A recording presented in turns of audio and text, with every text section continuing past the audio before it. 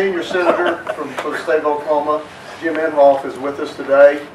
I've not known Jim personally very long, or he hadn't known me very long as I've known him. I go back to when he was the mayor. I lived in Tulsa when he was the mayor. And when I don't think you're that old. Yeah, well, I was maybe in grade school. I was TU then. He was the first congressman for the state of Oklahoma for 6 or 8 or 12 years or something. And anyway, he's been a great representative and a great sponsor for the state of Oklahoma. And I think for those of us that have conservative values and are pro-business and anti-regulation, I mean, we don't have a better voice in the US Senate than Senator Inhofe. And we're going to have a great state representative, state senator here with Roger Thompson. And again, we're just glad that you're here, Senator, and we're pleased to host you and would like you to say a few words. Okay, and I do, for those of you here in the press, you're going to get a national scoop today. You really are, because I just got back late last night from Lithuania, Jordan, and where's Kiev? Ukraine. And I have something at all three places that it's mind-boggling. But I just want to mention, one of the things I did, it was 8 years I spent in the House before coming to the Senate. And you know how long ago it was I came to the Senate? This year is 20 years. Wow. I didn't even realize that. You know, time passes fast when you're having fun, but I'm not having fun. and nonetheless, the reason you're right on being the free enterprise oriented, and that's why I like this guy, because he has a background that's the right background. But I spent 20 years of my life as a developer, a builder. I built some places down in South Padre Island, Texas. In fact, for about 20 years down there. And all the time I was doing that, which, you know, as you well know in the banking business, I was making fortunes, losing fortunes, expanding the tax base, doing what people are supposed to be doing in America, I always thought, Roger. And yet the chief obstacle I always had was the federal government, primarily the EPA. Now, here's the poetic justice. I ended up running for the Senate and winning this seat and the chairmanship of the Environment and Public Works Committee, which has jurisdiction over the very bureaucracy that tried to put me out of business for 20 years. You follow that? All right. So that makes the job fun. Yeah. If it's all right with you, Roger, I'm going to cover something that I really like. I don't have any. Normally we have handouts, so this is all too new. I didn't get back till late last night, but I was in 3 different places, and I don't mean to be rude by leaving the country when I'm in the race myself. You know, the week before the race. But this couldn't be changed because the president of Lithuania is a gal. She's really tough. You can't call this to the face. She's the Iron Horse, they say. And she had the courage to stand up. Now keep in mind, we're talking about the Baltics. It takes a lot of courage to stand up against Putin and Russia. And she did. And she started and dedicated it this past Monday. What day is today? Yeah, Friday. Yeah, just 4 days ago. She dedicated the LPG, liquefied LNG, natural gas terminal up there. And that really took a lot of courage. But by doing that, all of those surrounding areas up there are now going to be able to have access, and as far as Western Europe and Eastern Europe, have access to LNG. Now, what's held, why does Putin have so much power in that part of the world? And you've heard it from Western European countries. They say, well, you know, he controls all of our natural gas. And he does even today in the Ukraine. And when I was there, we talked about 2 days ago, he had turned the gas off. Boy, it's cold there. And it's down below freezing, and there's no heat in any of the buildings. Now that's the power that this guy has, and that's what we're going to break. Well, there's another reason for me being involved in it, because with the chairmanship of the committee and all of that, and I'm one of the few in the United States Senate who really knows what oil and gas is, because you know we have a background in that here. When you stop and think about what that would do for our economy in the United States, but specifically here in Oklahoma, because we're a huge producer. Now the problem we're having is Obama, and you all know, and I'm not saying this in a negative way, but he's had a war on fossil fuels now since for longer than he's even been president of the United States. So all the far left environmentalist groups, the MoveOn.org, the George Soros, the Michael Moores, what's Tom's last name that is? Steyer. Tom Steyer. Tom Steyer put $50 million of his own money to try to resurrect this thing called global warming, because it's all dead in people's minds. And so we've won that battle. But he's trying to do it. $50 million of his own money. Now, there are 9 endangered species in the United States Senate in terms of losing. These are Democrats, incumbents, that will lose, Ed. So, and that's what's going to happen. And so they are, in order to get their share of the $50 million, they have to go down on the floor and do 2 all-night sessions. And so these Democrats went down on the floor twice, and I was the only Republican on the floor.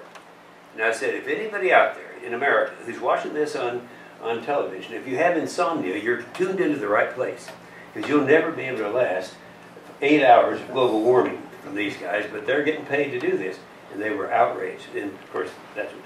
So I'm just saying that because of that attitude toward fossil fuels, he is not issuing the permits. He's only issued 9 permits to build LNG terminals any place in the world.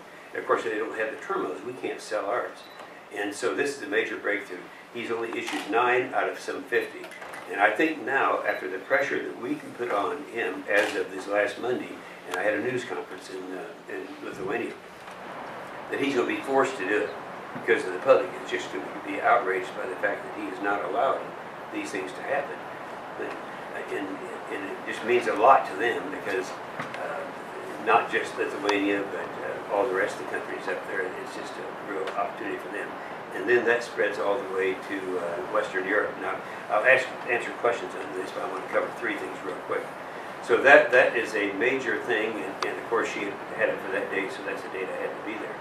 The second thing I did after that was going to Kiev. You know, we have this guy that is the president there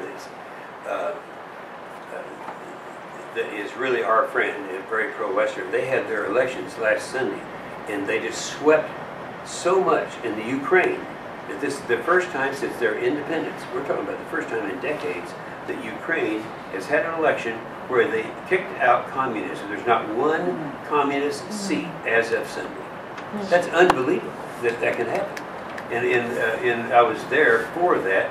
And of course, the president is a very, you know, Poroshenko, you've been hearing a lot about him recently, and he is going to get busy and try to change all that.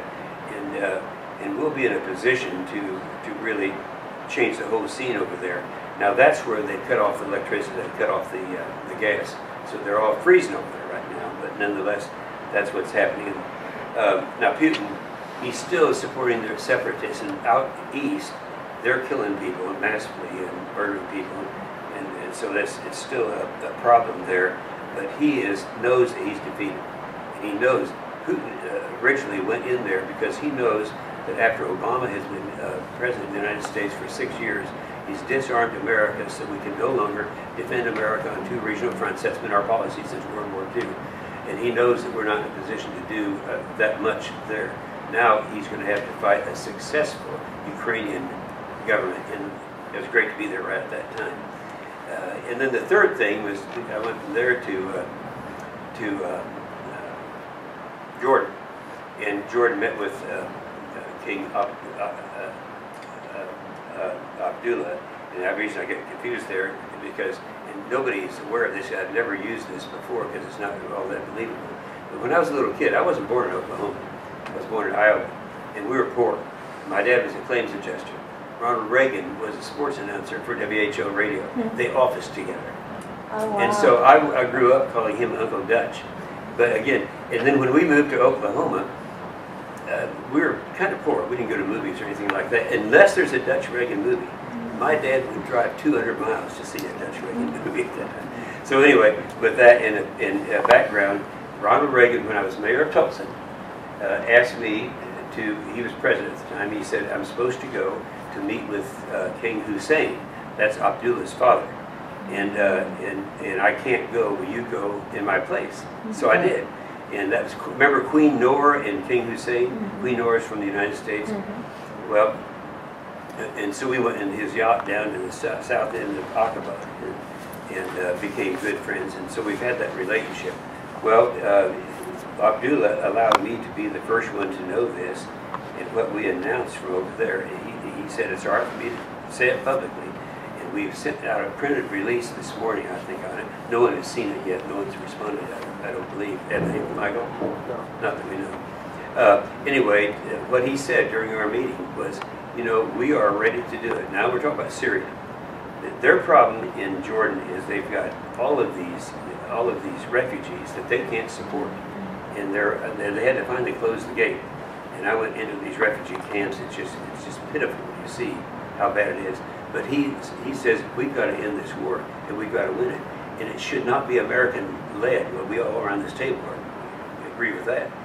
I said, the problem is you've got to find an Arab nation willing to take the lead. He said, I want to tell you right now, I'm willing to take the lead. So King Abdullah is going to take the lead. He said, sure, we want support. We need ISR support from America. That's intelligence, surveillance, and reconnaissance. So we're going to be doing that and a few other things. But they'll take the lead. It will be an Arab-driven event.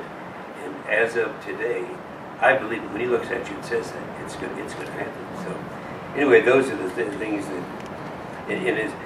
One last thing on the Syria. There are two wars in Syria. On the east side, the war is with ISIS, and you've heard, or ISIL, whichever you want to call it. And you've heard a lot about that.